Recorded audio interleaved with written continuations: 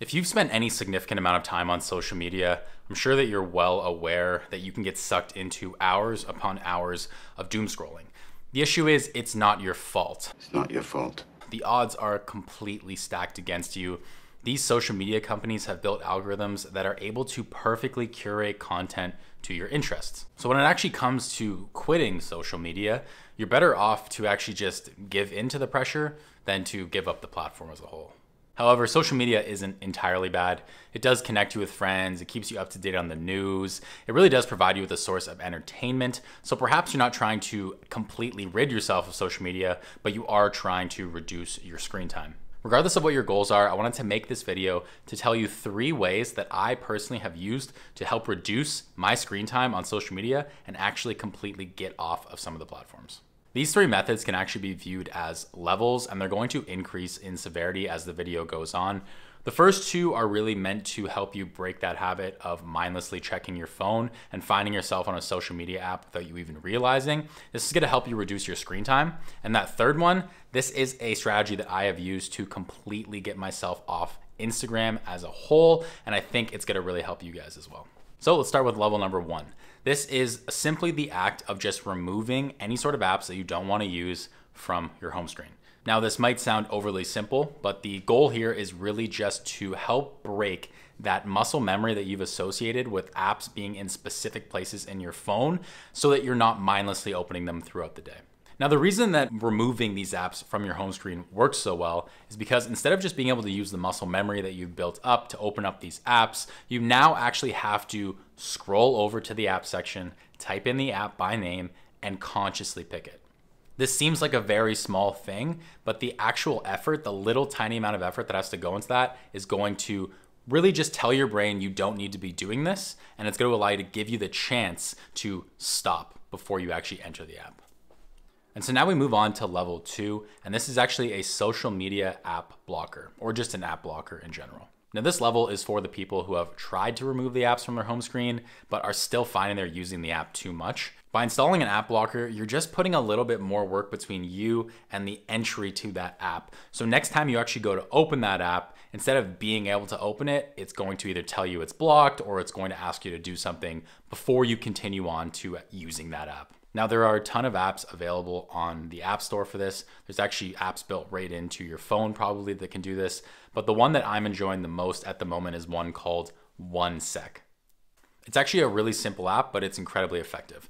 Here's how it works. So you install it on your phone, and when you go to open up an app, it's actually going to take you to a screen that is going to force you to take one really long, slow breath. It's going to guide you through that breath. And at the end of that breath, it's then going to show you how many times you have tried to access this app in the last 24 hours. And then it's going to give you the option to either continue on to that app that you wanted to, or to exit away from it. The reason I found this app so effective is because a lot of the time when I'm feeling anxious or stressed, what I'm realizing is that I'm actually going to social media to solve this problem, even though it's the worst place you could go. And so instead of being enabled by my phone and allowing me to go onto those apps, I'm getting prompted to this OneSec app. And when I take that long, deep breath that the app requires me to, I feel a tremendous amount better. I can genuinely feel my anxiety washing away. And in that moment of mental clarity after that breath, I can realize that I actually don't want to be on social media. It's probably only going to make the problem worse. OneSec has been the most effective app for me to help me reduce my screen time without actually having to physically remove the app from my phone, which leads me to our next level, level 3, which is actually deleting the app off of your phone completely. However, I add an additional level of security on top of this.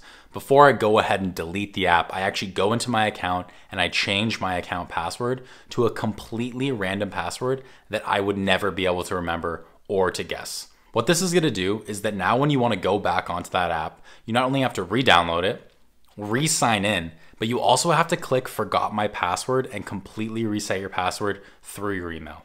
Like I said, this is the most extreme of the 3 examples. However, this is what has helped me completely destroy my addiction to Instagram.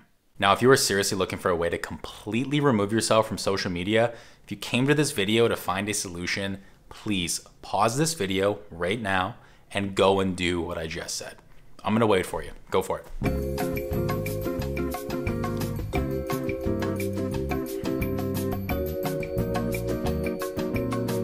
Oh, you're back. Cool. Done? Congratulations. You are officially on your way to social media freedom. So as a 24-year-old and a Gen Z, you can imagine how big of an impact social media had on my life as I was growing up. I've had a phone for over 10 years, and the entire time that I have had that phone, I have had a social media app of some sort on it. So I had access to these apps at my fingertips, literally in my pocket, in my hand, any moment of the day, all throughout high school, all throughout university, post-university, during a pandemic where I had multiple hours a day to do absolutely nothing. And I spent so much time on these apps. And what I've realized is that I feel like I thought I was so dependent on these apps, but the truth is these apps are more dependent on us than we are on them. Now, I can promise you, if you have not done this before, it is going to be incredibly hard. You're going to become extremely aware of just how addicted you are to all of these apps. Your brain is going to try and trick you into going onto these apps by telling you things like, maybe you're missing the most recent party invite, or maybe your crush is messaging you right now. I can tell you that these are just lies that your brain is telling you. Even if they were true, it doesn't really matter. That's the whole reason you're trying to get off of these apps in the first place. But as someone who is on the other side, someone who has been through that same struggle, I want to let you know that I feel so much better right now, fully removed from it, than I ever did when I had the apps and I was checking them every 5 minutes to see the latest update. So with that, let's end the video. Give these 3 methods a try and let me know down in the comments which one worked best for you. Stay strong, and until next time, stay curious.